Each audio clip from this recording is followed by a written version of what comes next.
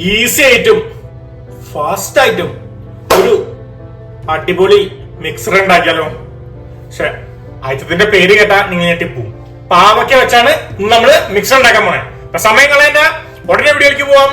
Jose Moses kitchen.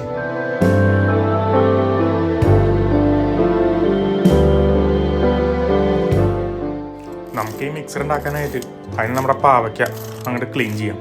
അതിന് വളരെ തിന്നായി slice ചെയ്യണം കേട്ടോ. 4 പീസ്. 2 ടീസ്പൂൺ ഉപ്പ് അതിൻ്റെ ഉള്ളിലേക്ക് ഇടാം. അത് മിക്സ് ചെയ്യുക നന്നായിട്ട്. അത് കഴിഞ്ഞാൽ അത് ഒരു 20 മിനിറ്റ് ഞാൻ റെസ്റ്റ് ചെയ്യാം. അപ്പോൾ അതിൻ്റെ വെള്ളമൊക്കെ പുറത്തിറക്കാനായിട്ട്. അപ്പോഴേക്കും നമുക്ക് സബോള തിന്നായി സ്ലൈസ് ചെയ്ത് 2 പീസ് കേട്ടോ.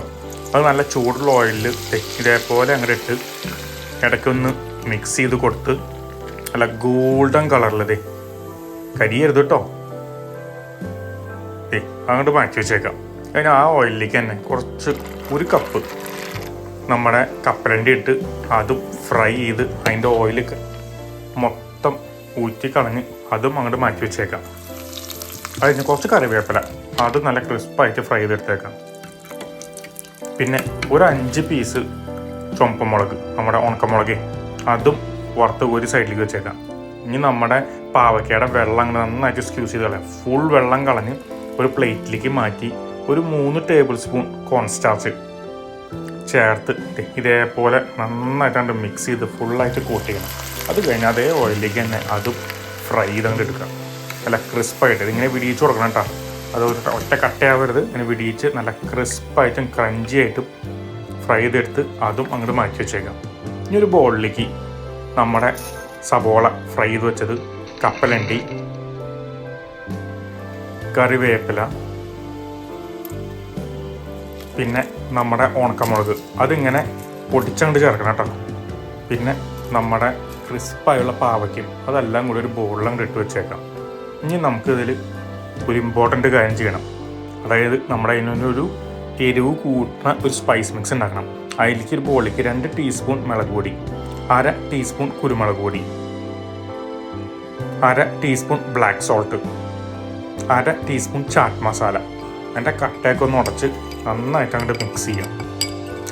ഇതേപോലെ ഇപ്പം നമ്മുടെ സ്പൈസ് മിക്സും റെഡിയായി. ഇനി അതിൻ്റെ മുകളിലേക്ക് അങ്ങോട്ട് തൂളി കൊടുക്കാം. ഇങ്ങനെ തൂളി കൊടുക്കാം. കുറച്ചായിട്ട് മിക്സ് ചെയ്യുക. വീണ്ടും തൂളി കൊടുക്കാം. വീണ്ടും മിക്സ് ചെയ്യുക. അതേപോലെ ഫുൾ ആ മസാല അതിലുള്ളിട്ട് നന്നായിട്ട് മിക്സ് ചെയ്ത് ഇതേപോലെ കേട്ടിലൻ പാവയ്ക്കയുടെ മിക്സർ റെഡി.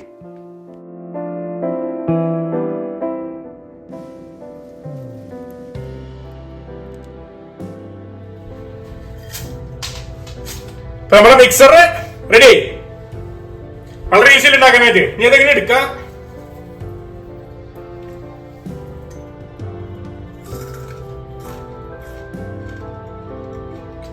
ആസ്വദിച്ചത് നിന്നേക്കാം.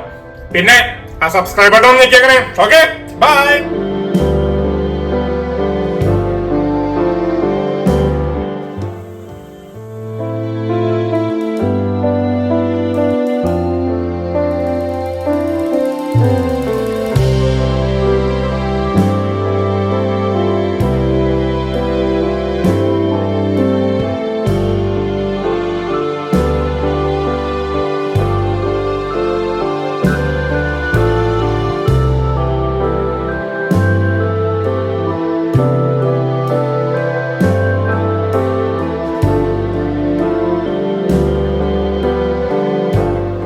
അപ്പൊ ഇതോ നോക്കണേ.